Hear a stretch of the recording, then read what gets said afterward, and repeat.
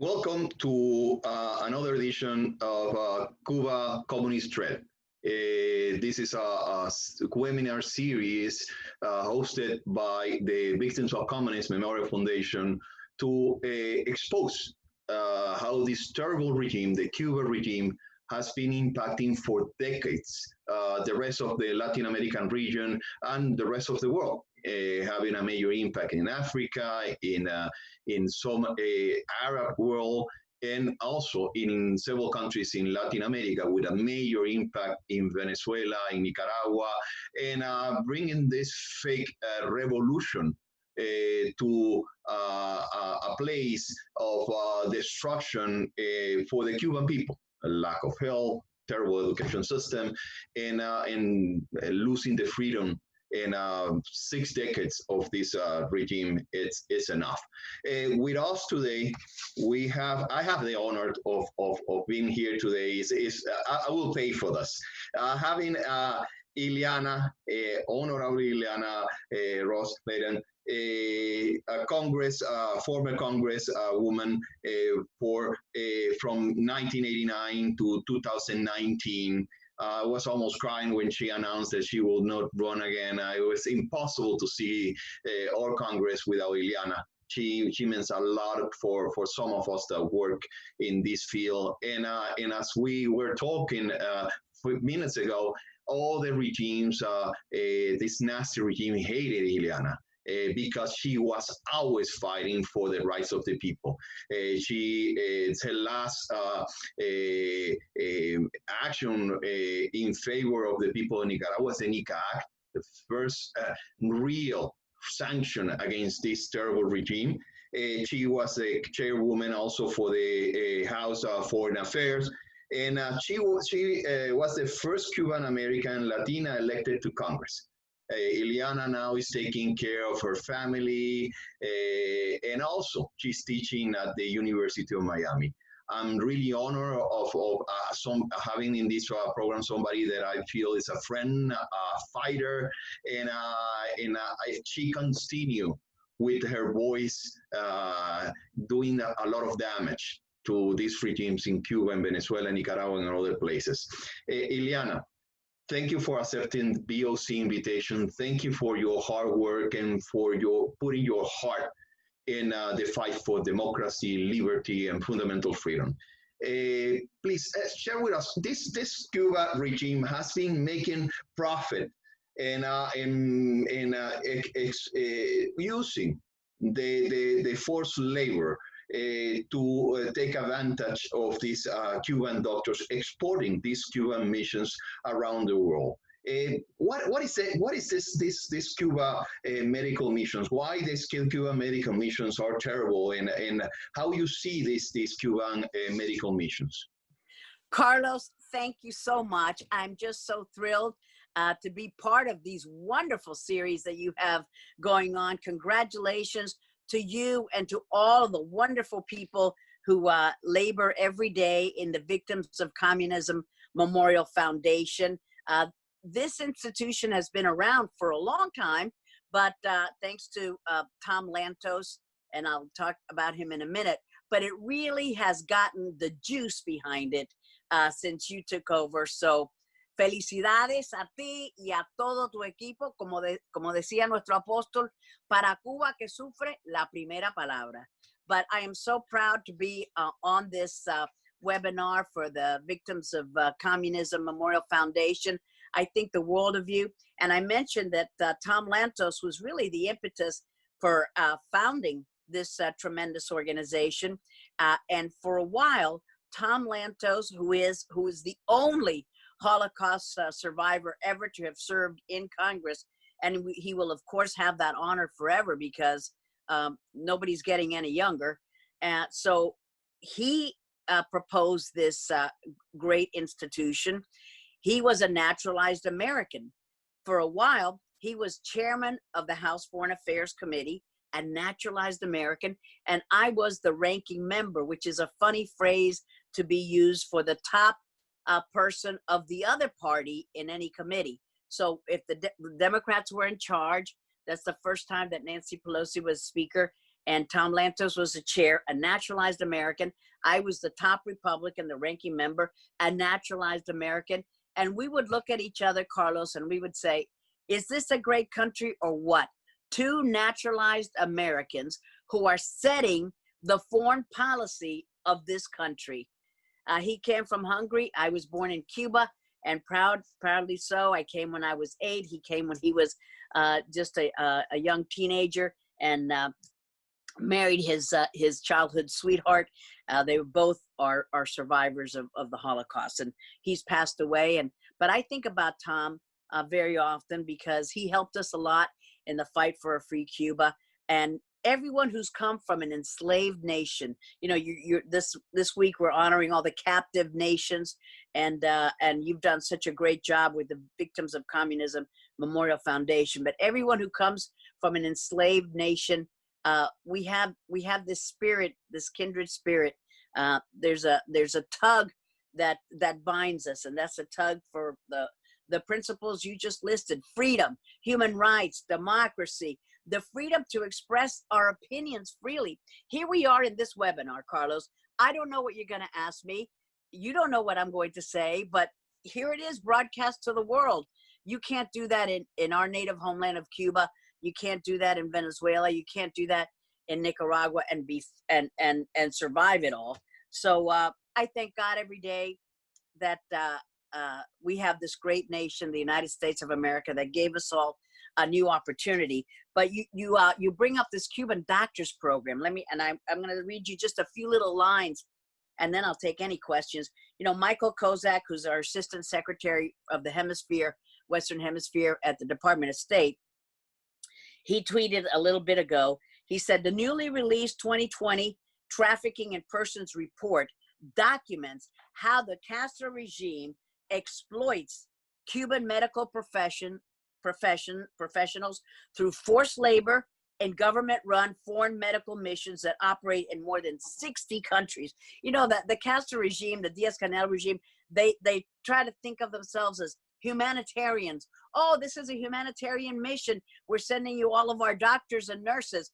And what people don't know, but thanks to the litigation, now they do, is that the government of Cuba, the regime, is getting rich off the exploitation of these doctors. And in that Trafficking in Persons report that Kozak was talking about, it says Cuba Tier 3, which is pretty lousy. The government of Cuba does not fully meet the minimum standards for the elimination of trafficking and is not making significant efforts to do so. Therefore, Cuba remains on a Tier 3, which is pretty lousy. There was a government policy or government pattern to profit from labor export programs with strong indications of forced labor, particularly for foreign medical mission programs. It's amazing how they get rich off the exploitation of them. And then on trafficking, the State Department, this is thanks to Mike Pompeo, who's doing an excellent job as our Secretary of State. It says the trafficking profile, as reported over the past years, human traffickers exploit domestic and foreign victims in Cuba, and traffickers exploit victims from Cuba abroad. Human trafficking concerns in Cuba fall under two broad categories: sex trafficking and forced labor, and government-sponsored labor export programs, including child trafficking. It is such an exploitation.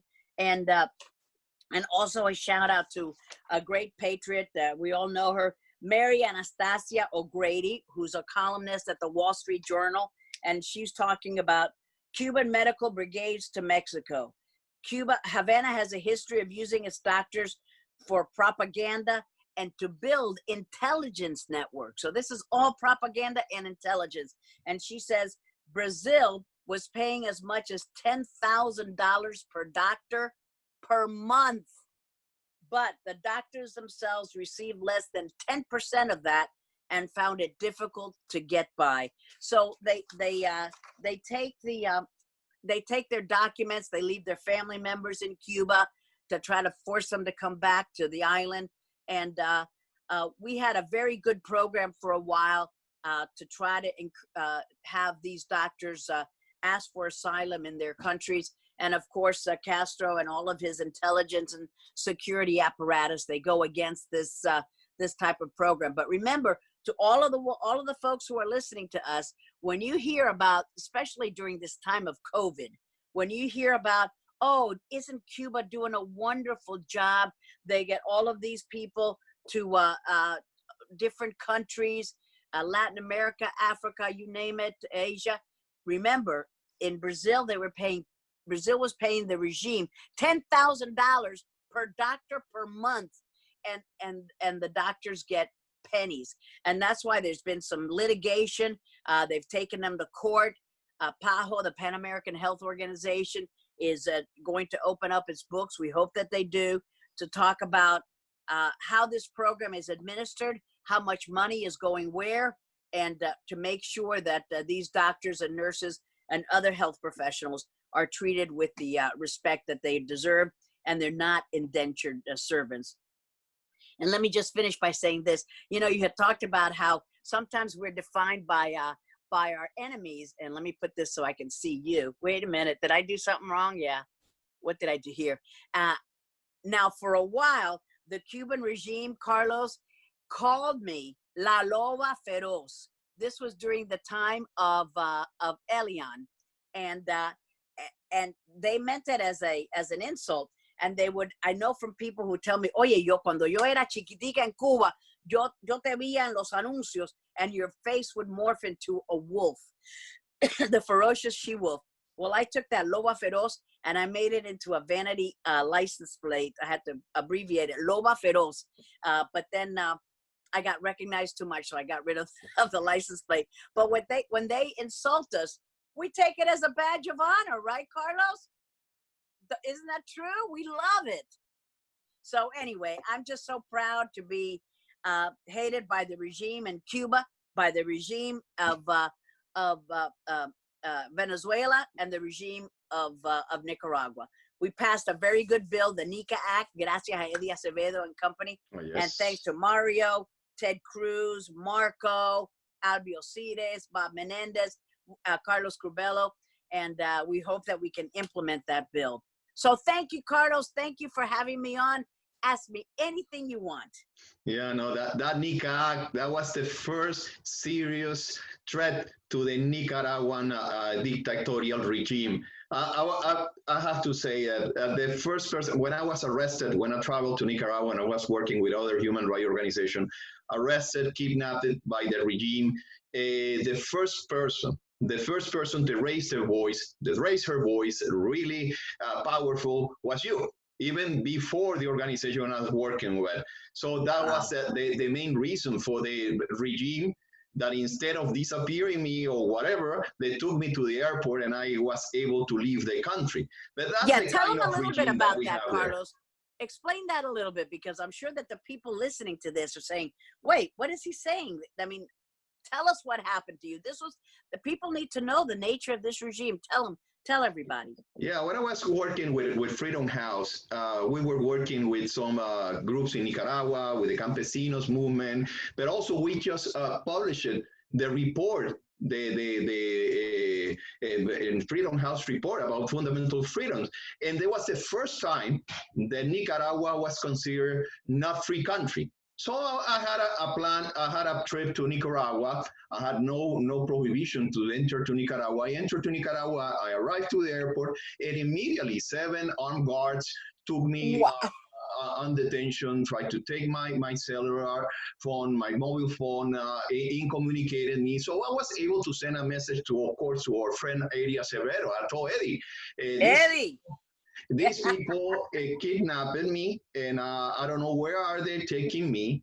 And immediately they stopped me from communicating. And after I was not sure what was going on.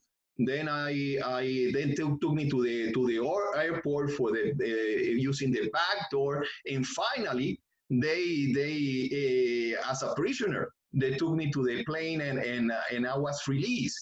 But it was because of the international pressure, because they prevent anyone from talking to the human rights organization in Nicaragua, from participating, training them. And at that moment, There was even before the mayor demonstration of 2 years ago. So it was 4 or 5 years ago. Yes. And they were afraid of the civil society persecuting anyone, and they want to keep that as a secret. And thanks to having you in Congress, and thanks for the extraordinary effort with the NICAC, you were able to support a movement to expose that regime. But your voice, you need to tell that story and tell it again and tell it again, because people don't know what is going on in Nicaragua. They have a sense that, oh yeah, Cuba, things are bad there, but gee, they have lovely beaches. You know, that's the kind of mindset. And yeah, Venezuela, they go, oh yeah, that doesn't sound like a great place. No electricity, I don't know. But Nicaragua, oh, I bet they have, I bet everything is okay there. So we need to sound the alarm and get tougher against that Ortega regime.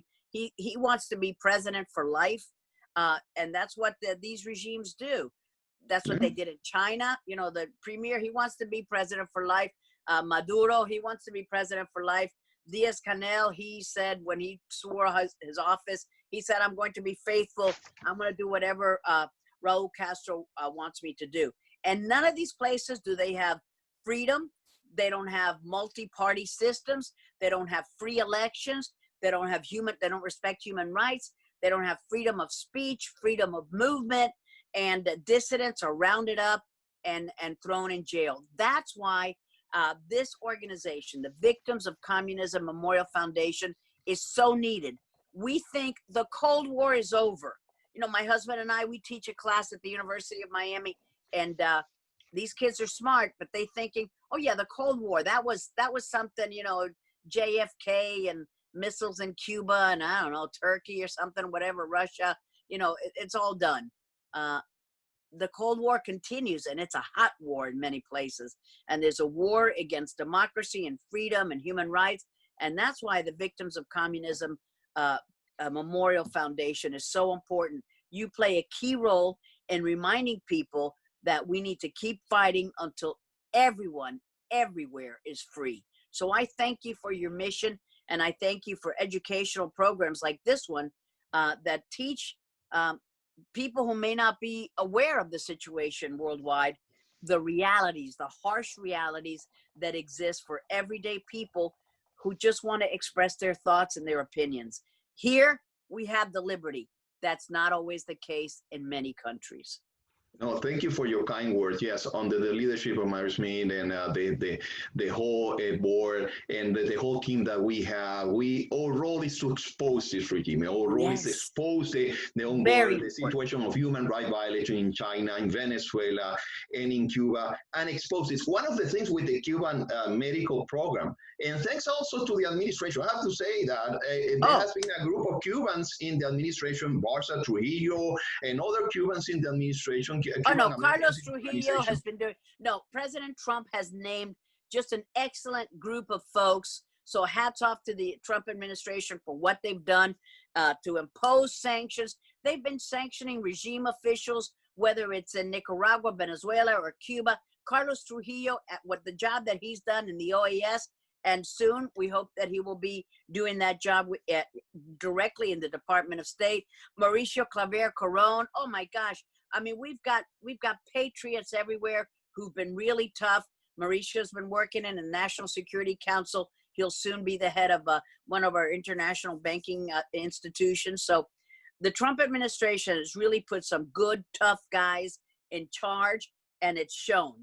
They've had a good, and then these lawsuits, hats off to the private sector, because they have brought lawsuits against, PAHO, the Pan American Health Organization, and other groups, so that they can open up the records and we can see the finances of where this money is going. The Castro regime uses all of that money to buy harsher billy clubs so they can pound the heads of the ladies in white. They don't use it for the health and the well-being of the people of Cuba.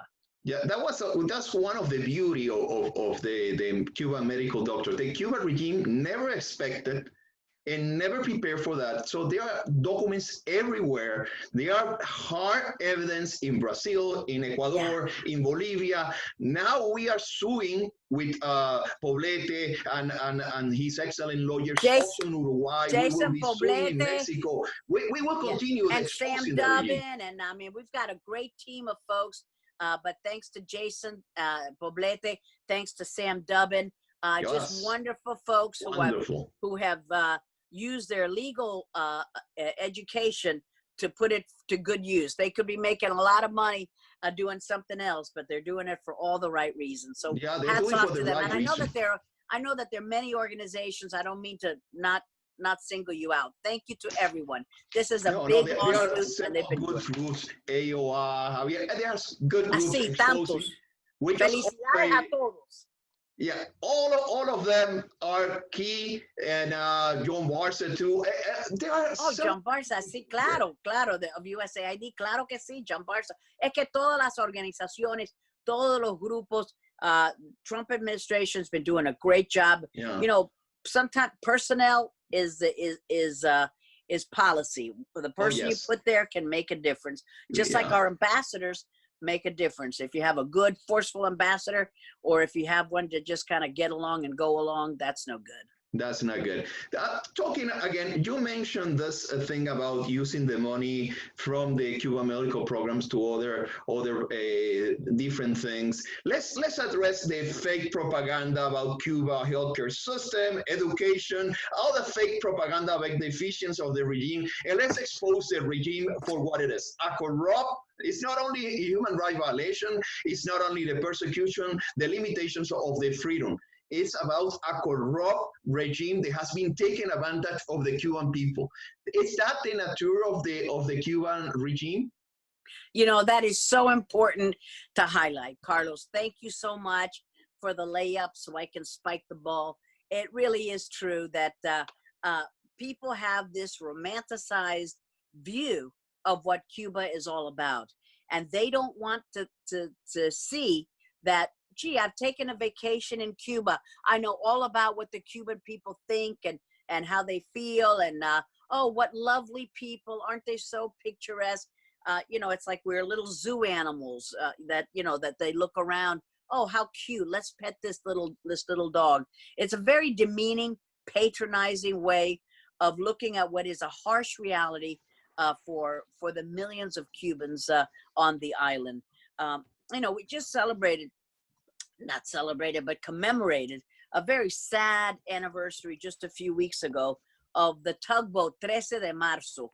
It's called the 13th of March, not because it was in March. That was the name of the boat, where people got on this boat trying to escape Cuba, and the Cuban regime turned on their water hoses at an incredible speed of water coming out, and of course many people drowned, including children, young children, and defenseless women. And this is the name. I was thinking that is a great metaphor for what the Cuban regime is all about. Here are innocent people. They're trying to escape with their lives, and the Cuban regime turns on these fiery water hoses that no one can survive, and they don't care that people are drowning. They purposely kill them, and that was one of the most brazen evidence of what the Cuban regime is all about. The money goes to enrich themselves in power. We've seen videos, especially in the last month, of crumbling buildings. Just this week, Ioani Sanchez posted a video of a neighborhood where she grew up. And I mean, it's decaying. And I thought, what a perfect metaphor for what the Cuban regime is all about. It is decaying. It is destroying itself. And then people go as tourists and they think of this as a picturesque island. And they stay at a tourist hotel, and then they think they know what Cubans are all about. And remember that, you know, if I were in Cuba, the best job that I could have is to be working in a hotel catering to tourists. I could get tips. And of course, those kind of jobs, they go to people that they can trust, and people who will listen to the conversations and report to the regime what people are talking about, what people are doing. So I would say to anyone who goes on these trips to be very careful. This is a regime that you cannot trust. I hope that people will at least feel a little guilty when they take these pleasure trips. But more than tourism, I think it's terrible what a lot of companies are doing in Cuba, and whether they want to get this great fast internet. Well, they could do a little something to help the Cuban people rather than help the Cuban regime be able to spy on everyone, which is all that they want to do with establishing a good Wi-Fi internet service. All of these countries, what they want, whether it's China, whether it's Russia, whether it's Cuba, Venezuela, or Nicaragua, they want to stay in power. They want to exploit the people. They want to enrich themselves. These high Cuban officials, they're not living in these slum areas. Their buildings are not decaying and falling apart. They're living in very nice places. And I want to give a shout out to Alberto Cruz of Babalu blog. He just has always the best evidence of, just this morning I saw him tweeting about, and I followed the story about one of these Cuban officials who's living in a mansion.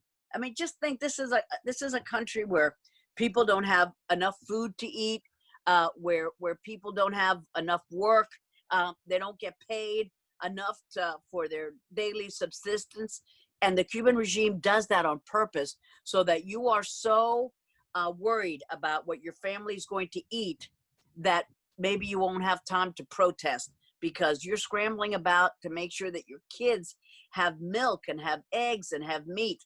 All of those are scarce. And once upon a time, Carlos, we know what Cuba was like. People think that this is a third world country. No, we had a very high literacy rate. Oh. People talk about, they have a good, sure, they're terrible on human rights, but everybody knows how to read and write, and, very well educated, and the healthcare system is so great. Please, Miamians know about the healthcare system in Cuba, because we have people who would come from Cuba, and they come here because they have some medical problems, and they know that our medical system, as flawed as it may be, was far superior than the medical system in Cuba. If you're a communist regime official, you have good medical care. If you're a foreign tourist, you have good medical care. But if you're a normal, everyday, run-of-the-mill Cuban citizen, you don't have great medical care. And that's why shame on Michael Moore. Thank goodness nobody talks about his documentary much anymore, but he had this terrible documentary called Sicko. And one of the countries that he compares to our terrible system here, supposedly of the United States, is Cuba. And if you see his segment on the Cuban medical system, I'm thinking, where does this guy get these people to interview? It should be an attraction in Walt Disney World. It's Fantasyland. It doesn't exist. And so be very careful about what you hear about how, everybody in Cuba now is educated thanks to the Castro educational program, and everybody is taken care of thanks to the medical program in Cuba. That we had a wonderful system. He wrecked it, and now it's only for the privileged few or the tourist. If you're a tourist in Cuba and you get sick, no problem. They'll take care of you. But if you're José Pérez y María Jiménez, olvídate, porque no te curan nada. Yeah, no, that's a terrible regime, and they have been also people talking about the vintage island, and they're bringing toothpaste to give the Cuban the toothpaste. If you are bringing that to give somebody in Cuba, gosh, I have problems. The Canadians that travel to Cuba and use Cuba as a sex trafficking point, and nobody cares. Yeah, and this report, which I hope that your viewers will look at it. It's the 2020 Trafficking in Persons report, and I did not want to read the really terrible parts of this, because it is sickening about the child sexual trafficking, the adult sex tourism, and Cuba, the Cuban regime will sign any document. oh, they protect the environment. Oh, they don't traffic in persons. You know, they sign everything, but they don't comply with a single word. So you should read the sections. I ask your viewers. You can download it. It's a public document, and it's just horrific what they do on prostitution of children and the money that they make off this sexual tourism. It's just horrific. Thank God we live in this wonderful country. I thank my parents. They died a long time ago, but I think of the sacrifices of that generation, Carlos, que dejaron todo en Cuba, and they came here to start anew. I mean, when we came in August of 1960, like so many other Cubans, we came in one of the last flights of Pan American Airlines. And here, so many years later, Pan American Airlines ya no existe. It's no longer in existence. The Cuban regime, very much in existence. And the situation has only gotten worse on the island. So I hope that people take off their blinders and see Cuba and all the regimes for what they are. But we may not be a perfect country here in the United States. And I know that this is a time of social strife and there's a lot of inequities. I'm not sugarcoating the problems we have, but my goodness, we are free to express our thoughts, and thank God for that. There's nothing that can compare to the freedom of expression. Yeah, no, that's true. There's, by the way, also a new report from Human Rights Watch, including the Cuban doctors are victims of human trafficking too. There are several reports. The good thing is that regime, the social media and also the access to internet has been allowing the world to see the Cuban regime as it is. And there are still people supporting this regime because they have false ideological stupidity in their heads, or because they are taking advantage of the regime, but nothing else.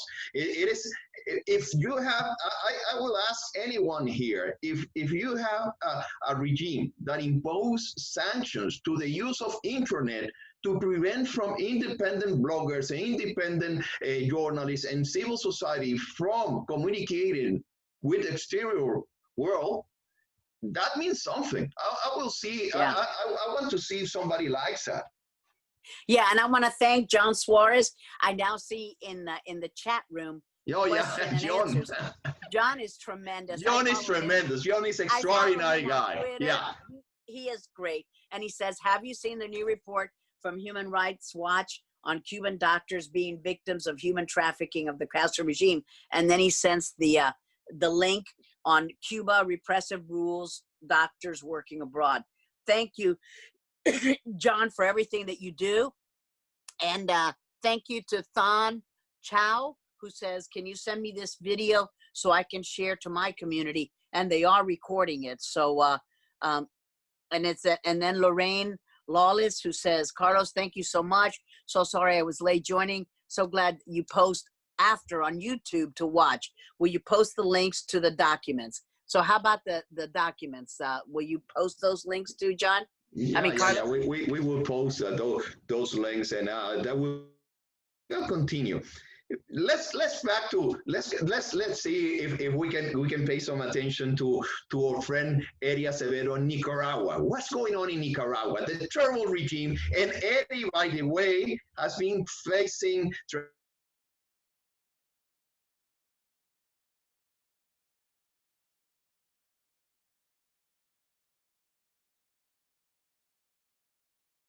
it is amazing. Let me see. And it is amazing what's been happening in Nicaragua. Thanks to Eddie Acevedo, we were able to pass the NICA Act in the last minutes, really, of Congress.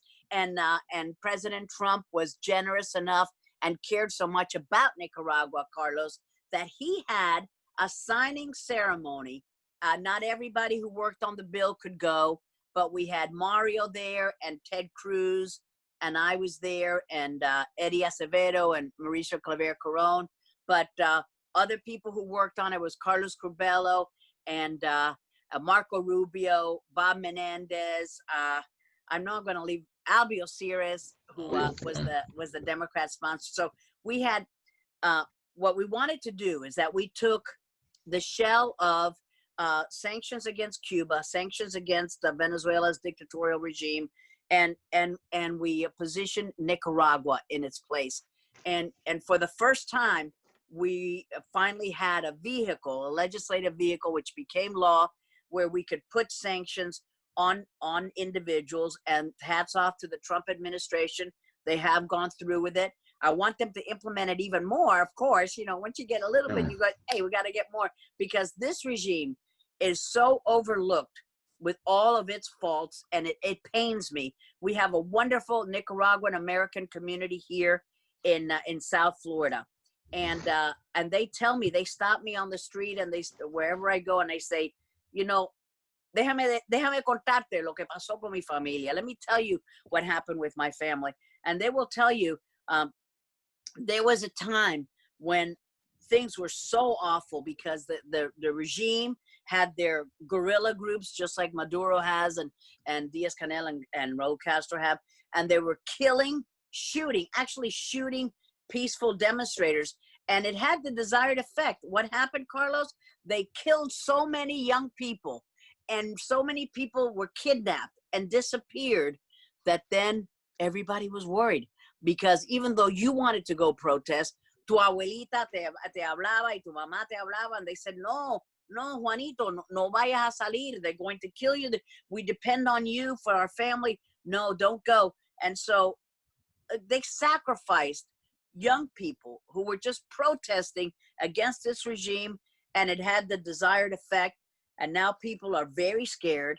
They're very worried, just like they are in Cuba, to go out and protest. They protest anyway. Las damas de blanco, they are fierce protesters. Y le dan the worst beatings, and they don't care. They go out there again. And Nicaragua, the same thing. Hats off to the people of Nicaragua, to the students, but everybody was out in full force, saying to the regime, we've had enough of this. And it's interesting, now with COVID, Daniel Ortega desaparece. He's got health issues, and for whatever reason, he decides he's going to be out of the public eye, and he controls the media so much, Carlos, that it's hardly even reported. He will disappear for 30 days at a time, and nobody knows what he's doing, but he's got all of his henchmen. He controls the judiciary. He controls the executive branch, obviously. He controls the legislative branch. So he will hide out for 30 days to make sure he doesn't get COVID. The people are starving. They want to protest. He beats them up. And but he's got everybody in line porque le paga. He pays them all, and that's how he gets to stay in power. And if you rise up and you protest in Nicaragua, you will get your head bashed in. And what papers? Who can protest against Daniel Ortega and his vice president, who is his wife, who is even worse than he is? And that's saying a lot. It's a brutal regime. It's a brutal regime. One kid, I interviewed one kid 2 years ago after the demonstration, and he told me he was raped systematically just to break him.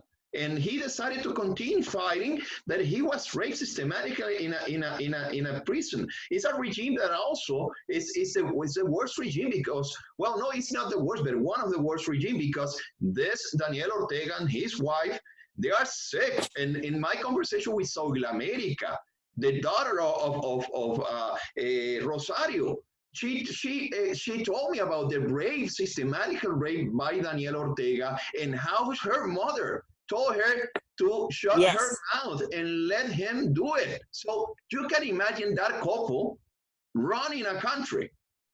Yes. And we've got a couple of people here. This must be shared to the Chinese community, Korean community, Vietnamese community, Cambodia community, Laos community, and any anti-communist community. Well, Thank you so much. Your work goes beyond all the work that you have been doing in Latin America. You also had a tremendous role in other authoritarian regimes, Iran, China, Vietnam. You also spent a lot of time. Tell us about that. You also work in other regions fighting against these regimes. Well, you know, I'm just like you, Carlos. We have so much in common, and all of the folks who are probably viewing this have a lot in common, whether it's personal background or people we've come to know.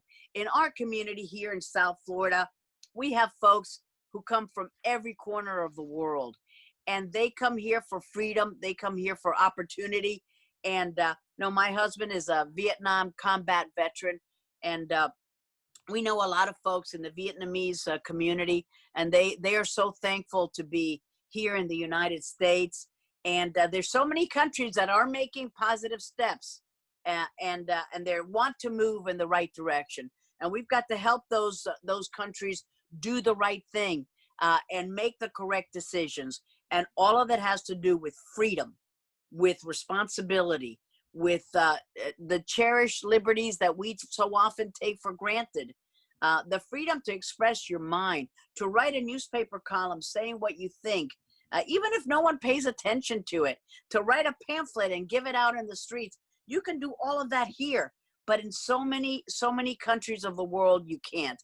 And when I was chairman of the Foreign Affairs Committee for a brief time, when I was ranking member, and also just as a member of the Foreign Affairs Committee, Carlos, I had the opportunity to get to know individuals from many countries, from all walks of life, not just, doctors and professionals and lawyers, but everyday people. And they would say, there's no country like this. We want to thank God that we are here in the United States of America, where for all of its faults, we can express our opinion and we can say what we feel, and we can address our grievances to the government, and we can protest. And we have a lot of steps that we need to make for racial equality, etc. We need to make those changes. But my golly, we are so better off than so many other oppressed people living elsewhere. I thank God every day that my parents made the right choice to live in freedom, and I hope that my grandkids will never have to face the terrible situation that my parents faced, that they were saying, do we stay here in Cuba? Will I be in jail? What will happen with our kids?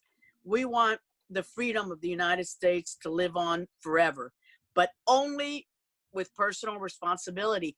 You can't take freedom for granted, right, Carlos? We all have to be ambassadors for the greatness of America. It is an exceptional country, but that's because of the freedoms that are enshrined in our Constitution.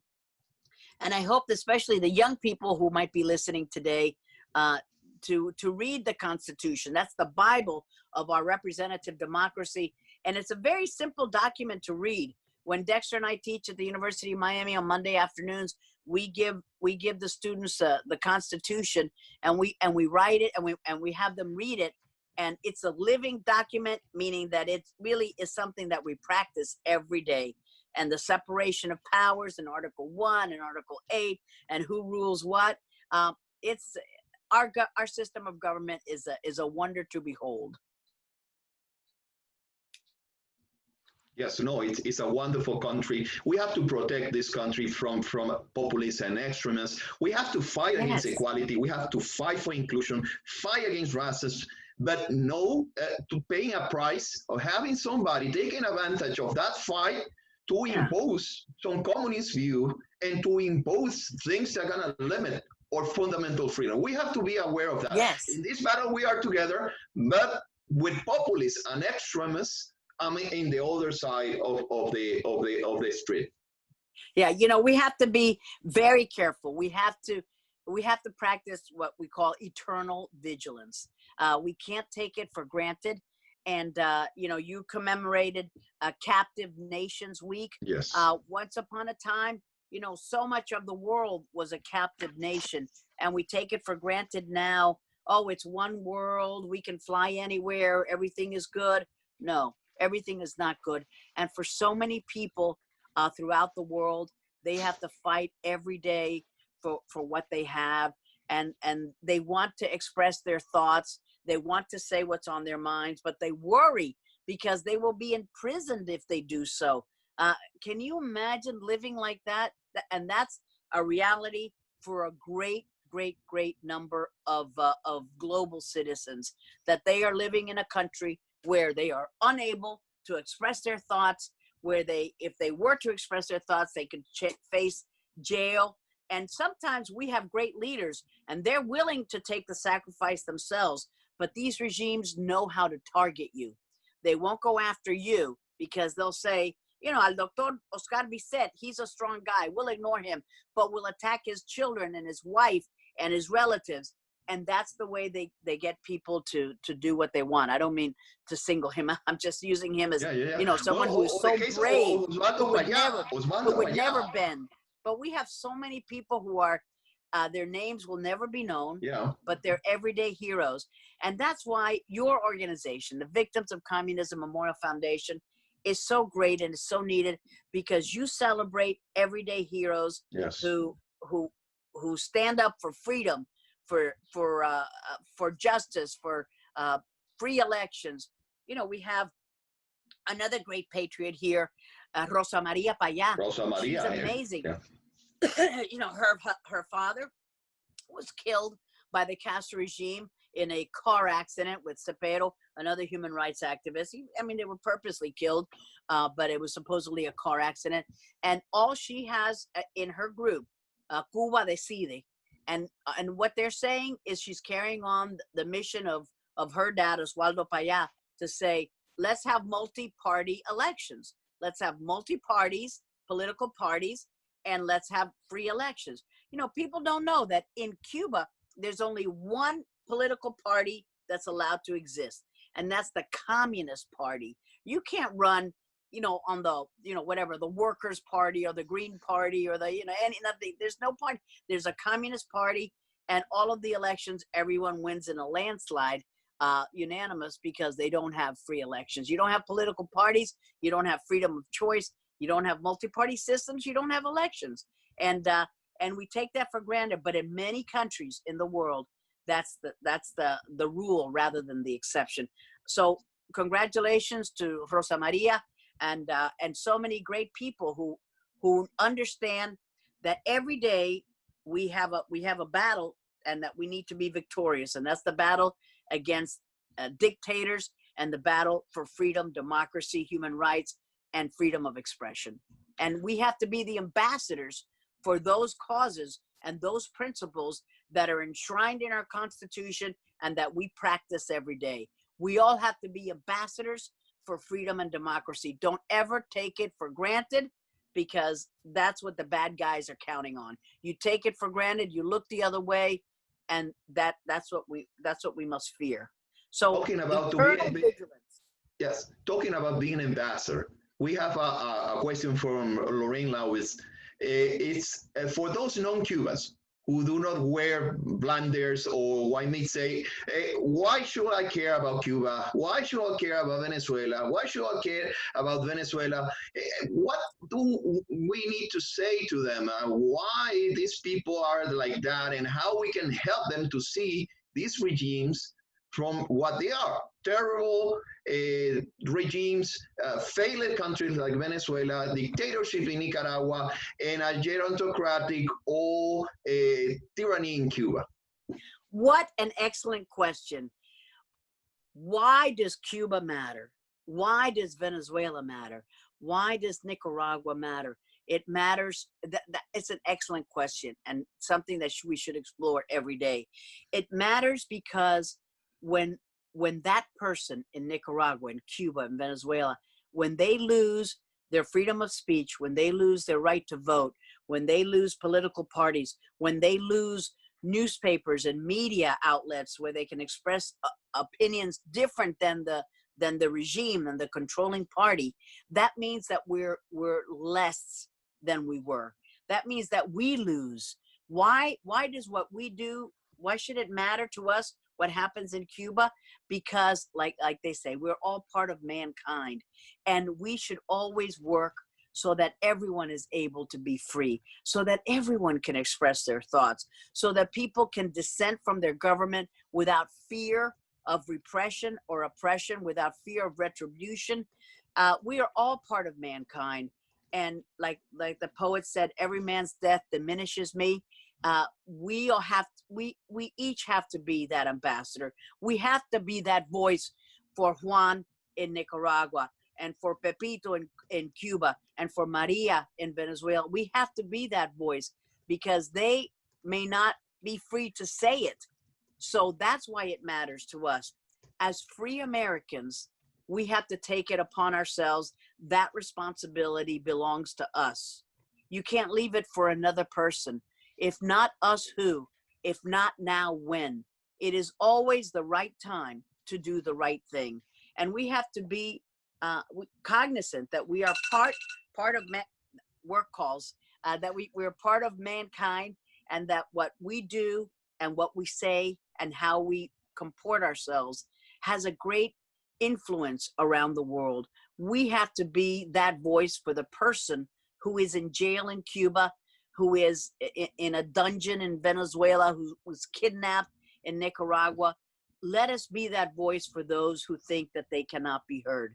So I think it's a responsibility for every freedom-loving American, no matter what your sexual orientation or your gender identity or religion or your ethnicity, to be a spokesman for freedom. Those are American values. They're universal values. They're values bestowed upon to us by our Creator. No man can take that away from our Creator. He gave it to us. He gave me that freedom. I met so many political prisoners, Cuban political prisoners, and many of them, that what they told me is, I was never enslaved in Cuba. I was never in a prison because my soul was always free. So they might have had my physical body there, but my soul belongs to God and belonged to all humanity. I was never enslaved. Every one of them has told me that in eloquent or non-eloquent terms, and they say, I was never in jail. I was always a free man. And I'm always moved by statements like that. Cuban political prisoners and female Cuban political prisoners, they're just incredible. The experiences that they've had have been inspirations to me. Yeah, no, it's beautiful. I have been working with Cubans for 2.5 decades, and they are beautiful people fighting every day. And I think we can complement this, telling everyone that the impact of Cuba, from Cuba to the rest of the world, in Africa, when they're exporting violence and they were involved in internal conflict for payments. So it's always about money.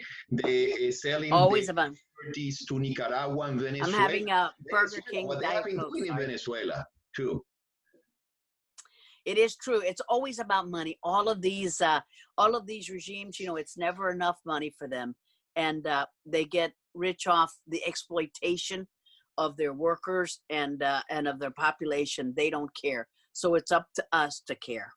Yeah, it's about exporting the militias, creating harm to some countries, getting involved in internal fights in several countries, internal conflicts, selling their expertise to torture political prisoners in Venezuela, to torture political prisoners in Nicaragua.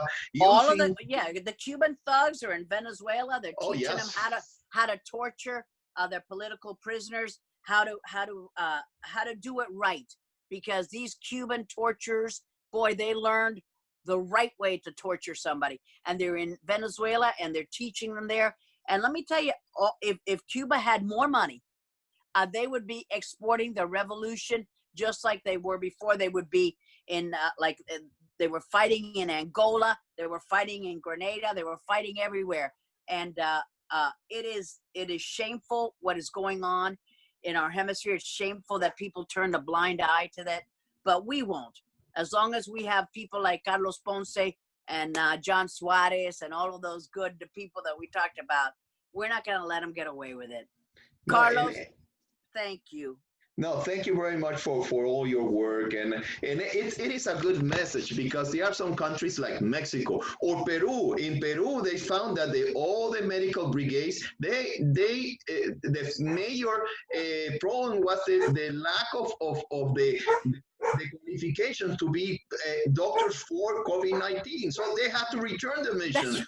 That's right.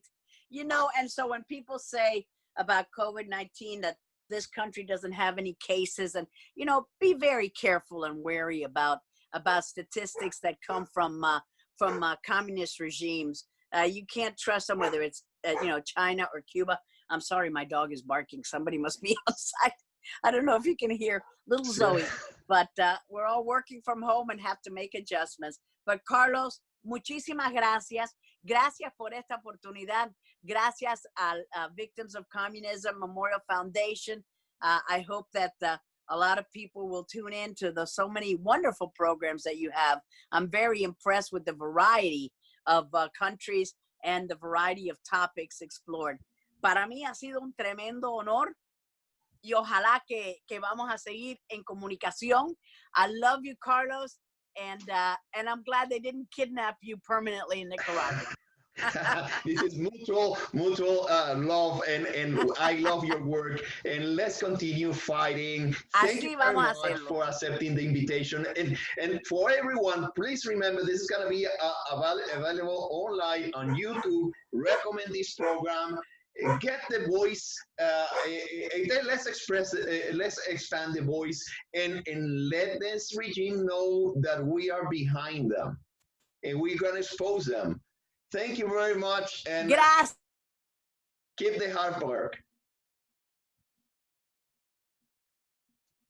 I have my barking dog. You have the last minute for you. Bueno, te quiero mucho y gracias. Siempre unidos en favor de democracia. Bye, guys. Thank you.